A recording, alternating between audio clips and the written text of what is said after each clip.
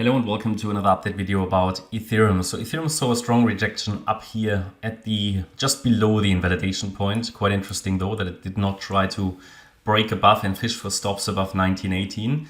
So it just sort of stayed within the parameters of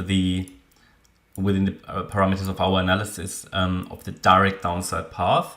A break above 1918 would have shifted this scenario because we would have had an invalidation for the direct downside path. So the B wave would have set here, basically meaning that we would get an extension in this correction. Didn't happen.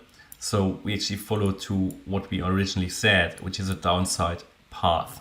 The break above 1900 though already made a break above this line more likely. Now, as I said yesterday, you had a very obvious inverse head and shoulders pattern. And this inverse head and shoulders pattern, of course, did not play out, at least not yet. And that's what I highlighted, that often these don't work out because it's just an obvious retail pattern. It's a very obvious one. I don't know if it will still work out, but obviously now it seems to be getting quite messy. So it's not a valid inverse head and shoulders anymore because you've got your left shoulder, you've got your head, you've got your right shoulder, and this doesn't really fit in anymore. So it's a good explanation for why, or good example for why these or when these retail patterns don't work out. Okay? But it didn't break. So often what happens, they break, a lot of people go long, try to trade the breakout, and then it breaks down again, just stop fishing. Now, okay, price didn't do it. So we're heading down, and therefore no change in the overall count is required. I did one change though, I made one change. I had this wave 1 here before, and said that, okay, we probably had a wave 2 here, and this was just the A wave, the B wave, in wave 3. But for that, the move up was a little bit too high. So it just reset the wave 2.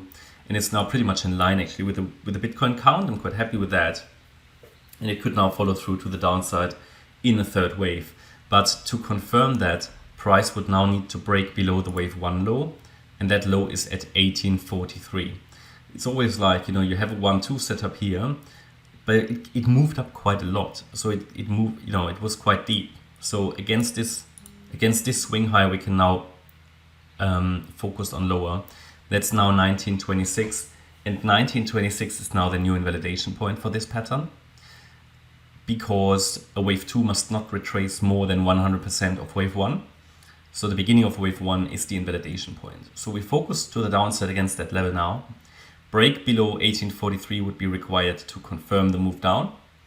And what would be the target? So if this really is a third wave, then target wise we're normally looking for the 1.618 extension, so 1781. That would work out quite nicely because it is pretty much where, but that would be only for the third wave, right? And we should get a fourth and a fifth, maybe eventually reaching the 1660 region down there. Now we've got a lot of support down here structurally, and we've got the 50% retracement at 1754. So we had support here, here, and ultimately price to make finally that one more low and play out this higher level scenario basically as an A wave, a B wave, and a C wave. Price in the C wave needs to break below the low of the A wave. And with that swing high, we can also calculate the Fibonacci ratio. So a common target for a C wave, which would be after all the 5 waves are complete.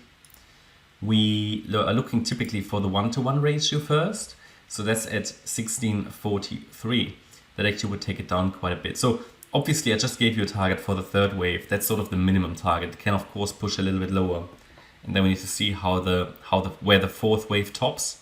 And then we can calculate a target for the fifth wave a little bit more accurately. But we've got here, important support. First of all, at that 50% fib level.